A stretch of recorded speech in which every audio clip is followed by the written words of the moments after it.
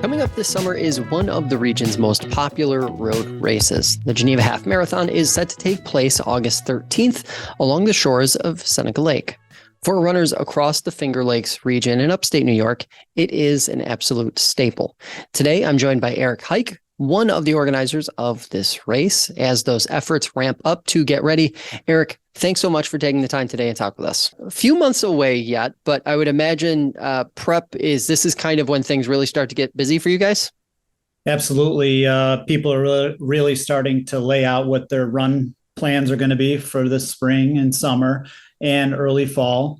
And as far as preparation goes, you know, as well as I do, if you're a runner, it's a year-round thing. Yeah. We're starting to get some good questions in. About 30% of our field is already signed up. So we're moving ahead well that way. And August in the Finger Lakes, who wouldn't want to be here? Yeah. Give us kind of a 411 on how what this half marathon is all about and how it got started and kind of the history of it. Sure. It was my wife and I were runners in about 2015 to 2017. You know, we're very lucky to have the places we have, the people that came before us that created, you know, the Seneca 7, the triathlons here, the 5Ks. And we wanted to do something and teach our family, which was younger at that point, how to give back to the community. So we ran this course over a period of several years and, really thought we can put a half marathon on here, kind of take in the town and the city of Geneva and showcase it to the Finger Lakes and outside in the United States. Talk about Geneva as a host city. You mentioned a couple other pretty prominent athletic type events that happen in Geneva. Talk about Geneva as a host city for something like this, for half marathon. Sure. The city of Geneva from day one has been a great partner with us. The Welcome Center, Taste New York, we could not do it without any of them as well.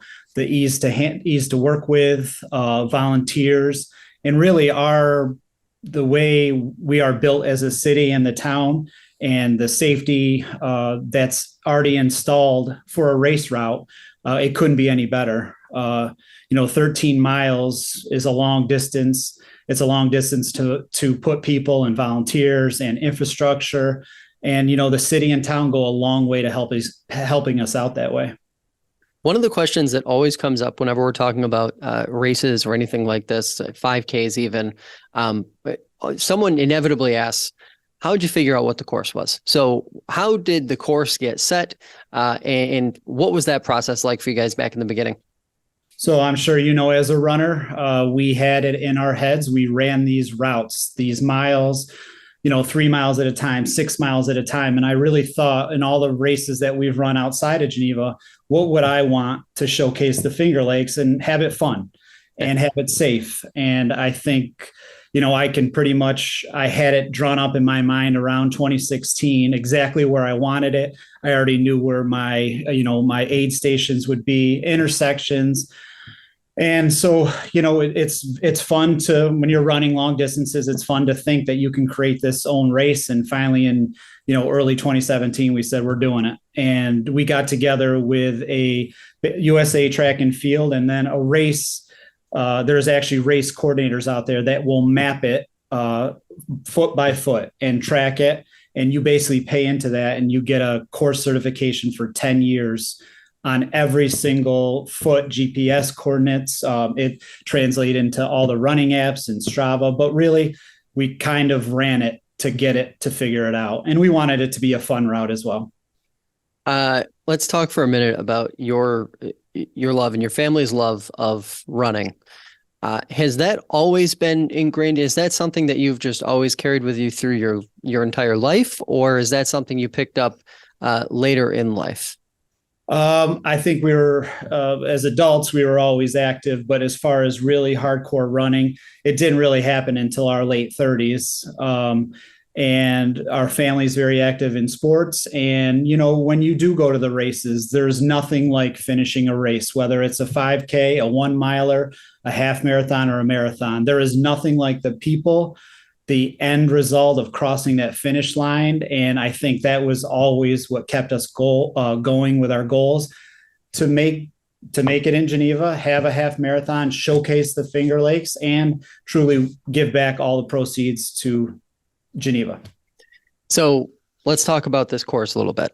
Sure. You're a runner. You've run plenty. I've run plenty now. How does this course compare to some others across the region as far as hilliness is concerned, as far as what people might expect? The Flower City Challenge was just this past weekend.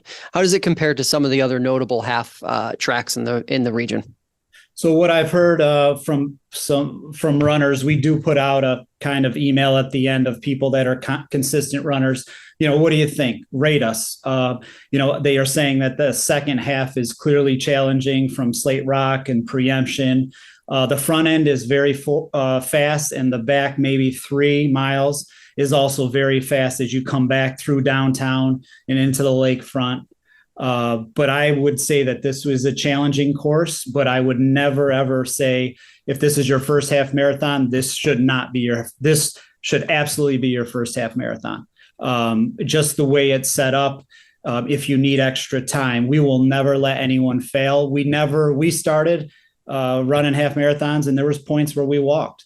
And then there's points where you no longer walk. And, I believe in all those people that last 100. Those are the people you want to keep going, because that's going to build races going forward.